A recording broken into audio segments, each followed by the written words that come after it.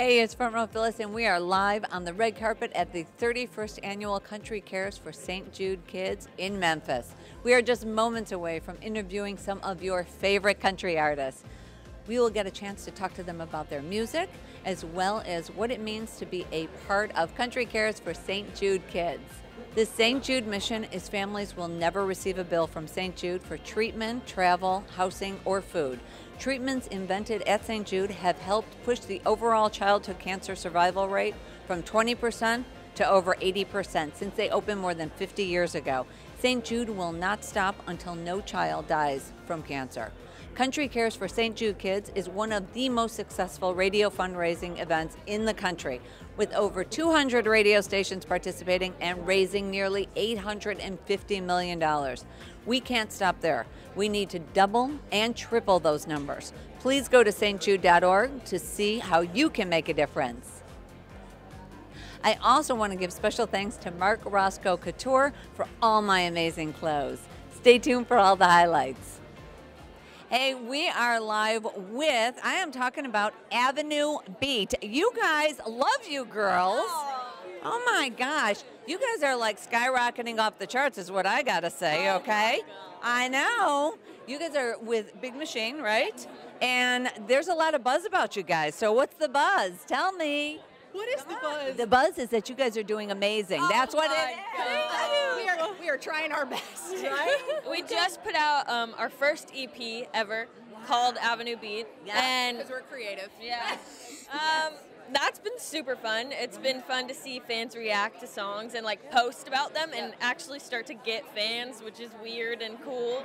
We are live with Ryan Griffin, and if you guys haven't heard his latest song, and I'm talking about his hit song, and it is Woulda Left Me Too, I gotta tell you, millions are loving the song. Oh my gosh, thank you so much. It came from such a real place. Did it? Yeah, it was a true story, and it was therapy for me to write that song. Really? And I'm so happy that it just related the way it did. You know, it's pretty cool to see how people have just really taken to that song. Hey guys, we are here with Johnny McGuire, and I just have to say that your sound is, you know, I have to read this. It's a blend of classic country meets rock and roll. And so how did all that come about? Just a lot of Tom Petty listening to as a kid, you know, and Dwight Yoakam, a little bit of that twangy, nasally. I love that voice, you know. But, you know, just loving writing songs. I think country music is where that story is, and as far as songwriting, and so I just kind of grew up listening to that, and there it came. Hey guys, I am here with Abbey Cone, and a congratulations to you. And I will tell you, so they are CMT Next Women in Country and One to Watch. What does that sound like? It was, I mean, in 2018, it was my goal for 2019 to be in the, actually 2019 to be in the 2020 class, so it was amazing, yeah. Hey guys, we are here with Dillon Carmichael, and all I gotta say is that I think music was in your blood, okay, because your uncles, Eddie Montgomery and John Montgomery, so what advice did they give you about going into this wonderful business of ours that could be up and down, right?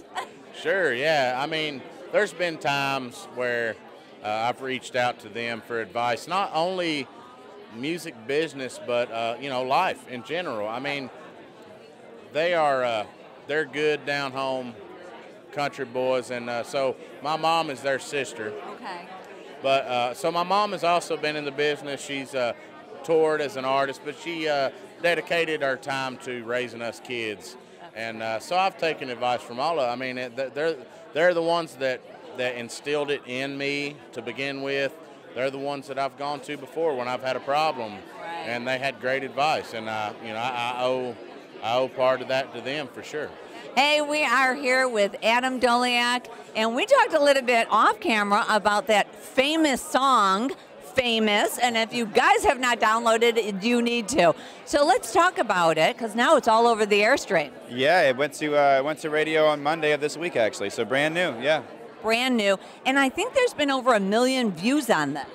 The video? Yeah. Yeah, there has. So how did you get The Bachelor, Colton, and his girlfriend Cassie. How did that come about? It was actually completely organic. I'd never met them before. I put the song out, and they posted a video on Instagram, and they were just kind of bopping along, and they said, "We don't know the words yet, but we love this song." And so I reached out to them on Instagram, and we kind of just became friends and kept in touch. And when it came time to do the video, I said, "Y'all were the first famous people to post about famous. Would you like to be the stars of the video?" And you would have thought I let them be. I mean, they were so sweet. They were like, "Absolutely, we'd love to do it." And they flew to Nashville, and we shot it, and now they're great friends of ours. Hey, we are here with Chris Bandy. How are you? 2020 is your year. I said this. So, I've got my fingers crossed. Thank you. I know it is. I am telling you, especially on your first single, Man Enough Now, and it is just hitting the airwaves. So tell us a little bit what went into that song. So that was actually, I was thinking about a previous relationship that I had been in. So does the new relationship know about this? She does. Luckily, I wrote it before we met, Okay. so I had a free play right there. But it was about an old relationship and thinking about, had we started dating now, would it have lasted? Because I was a dumb kid at the time and made dumb kid mistakes. That, right? And I feel like I've learned a little bit since then and matured a little bit since then. So saying I'm man enough now for a relationship, and it's kind of just a letter to them.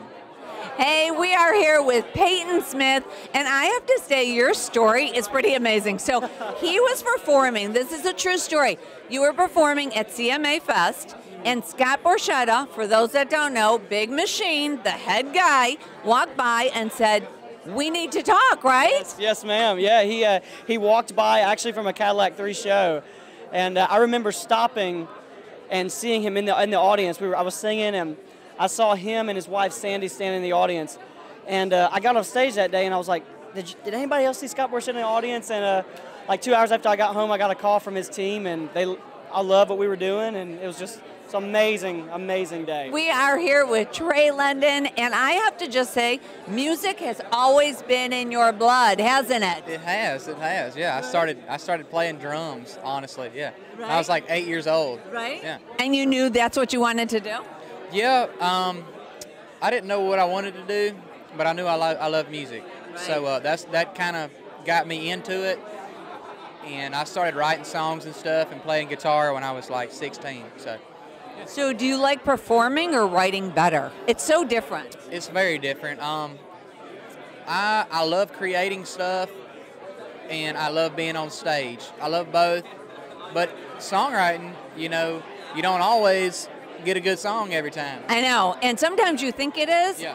Right. Yeah. You can't control that, but you can always get on stage and have a good time. You So, yeah, you can kind of control the performing side of it. So I'd rather perform than write. Yeah. Hey, we are here with King Callaway. Look at these incredible guys. Say hi. What do we have in store for 2020? Yeah, so 2020, we've been here today, which has been just such an incredible day. Next month, we head over to the United Kingdom.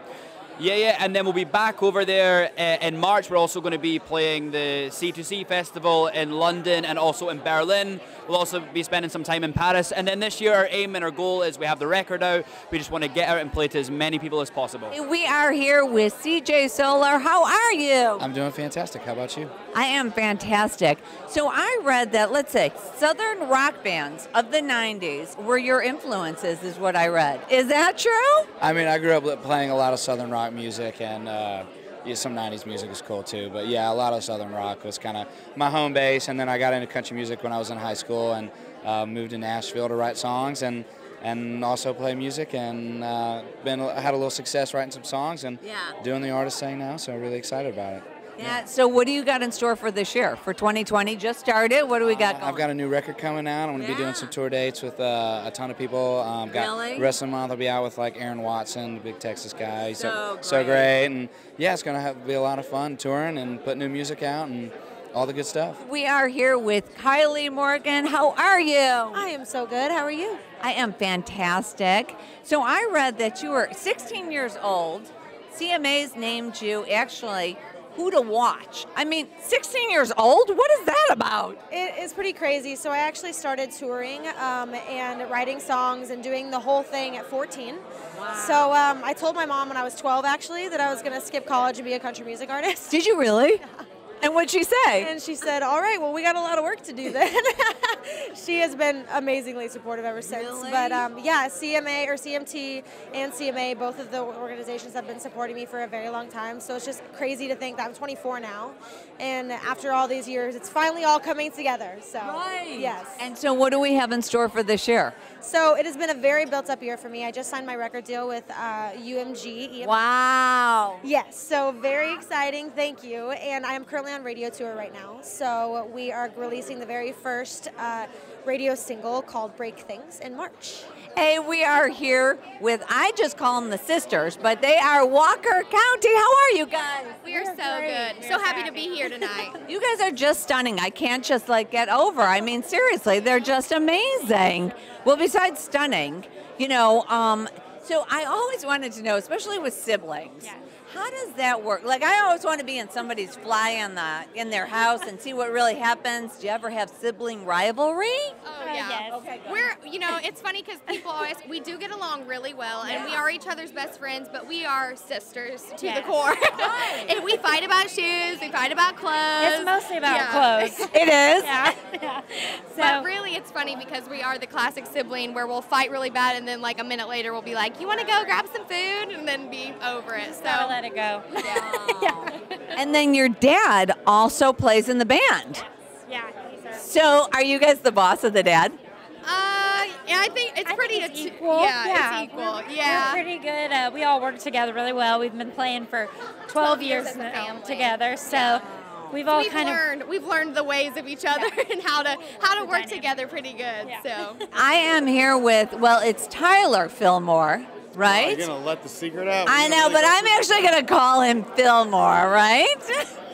Yes, we can go with Fillmore. I appreciate it. So you have a big tour this year. So how many, where are you guys going to? I wish I could tell you all the cities. No, you don't have to tell me all, but it's a lot of them, right? Yeah, and it's, you know, it's super cool to be on a tour like this where, like, you can go everywhere and everything like that. But, like, I'm so happy with the team that I have right now and, like, everything that's happening. As long as I can write songs and tell my story and someone directs me or where I'm allowed to show up and sing songs about it, like, it's exciting. Like, I never thought I'd be at that point in my life, and I'm just happy to be here. So. We are here with Adam Hambrick. How are you? I'm great. How are you? I am fantastic. So what has your incredible experience been like here at St. Jude? Anytime you come to St. Jude, it is moving. Right? It's just such a beautiful place. It's a place that really shines a very bright light into a very dark place, the place that is childhood cancer. And I love the way they come alongside families and walk with the entire family, the kids, the brothers and sisters, the moms and dads. They walk through the whole family through this whole process, and it's amazing. Hey, we are here with Jackson, who I love this name, Jackson Mickelson. What a great name. Thank you. It's the only one I have. So, yeah, I really, it goes So out to it my works, mom. right? It goes out to Mom. I love you. Love you, Mom. You did a good job, Mom. Yeah, thank you. You picked right, Mom. Exactly. Well, you know what? I could tell that. So you have shared the stage with some big names, and I will say that, let's say, Blake Shelton, Lee Bryce. You kind of remind me of Lee Bryce a little bit. I love him. I love him too. Taller and thinner, but we won't tell Lee that, okay? It's all good. So what did you learn from those guys being on tour with them? Just be good to people. Really? Be kind. Respect people and see them for who they are, not who you want them to be. I would say that's a huge thing in country music today is just respect people and see that country music is like, it can be traditional, it can be evolving, it can be whatever someone grows up in a country atmosphere wants it to be. So yeah, Lee and Blake and everyone is just they're so welcoming and so encouraging and just told me to keep going. So I'm saying the same thing to those people who are coming up after me. We have had an incredible time being a part of the 31st annual Country Cares for St. Jude Kids. For more information, go to stjude.org. Live from Memphis, it's Front Row Phyllis.